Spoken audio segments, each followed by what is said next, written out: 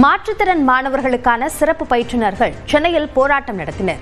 இதுகுறித்த கூடுதல் விவரங்களை நம்முடைய செய்தியாளர் லிபிகாவிடம் கேட்கலாம். லிபிகா, அவர்களுடைய கோரிக்கைகள் என்னென்ன?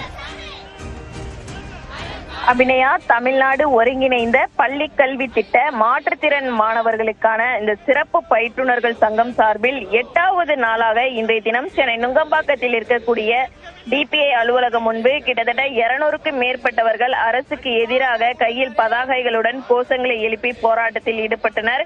குறிப்பாக 25 ஆண்டுகளாக தங்களுக்கு பல்வேறு கோரிக்கைகளை முன்வைத்து தொடர் போராட்டத்தில் ஈடுபட்டு வருவதாக தெரிவித்திருக்கின்றார்கள்.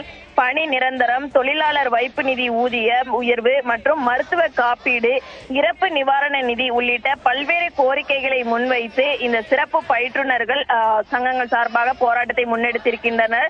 இதன் காரணமாக கிட்டத்தட்ட 2000க்கும் மேற்பட்டவர்களுக்கு இந்த கோரிக்கையை நிறைவேற்ற வேண்டும் என்று பலகட்ட போராட்டங்களை முன்னெடுத்திருப்பதாகவும் இதுவரை இவர்களுடைய கோரிக்கை நிறைவேற்றவில்லை எனவும் அவர்கள் தெரிவித்திருக்கிறார்கள். இன்றைய தினம் துறை சார்ந்த அதிகாரிகளுடன் பேச்சுவார்த்தைக்கு அழைக்கப்பட்டிருப்பதாகவும், அந்த பேச்சுவார்த்தையை பொறுத்தவரை அவர்களுக்கு 2 கோரிக்கை முன்மாதிரியாக இருக்கிறது, அந்த முன்னுரிமையாக இருக்கிறது.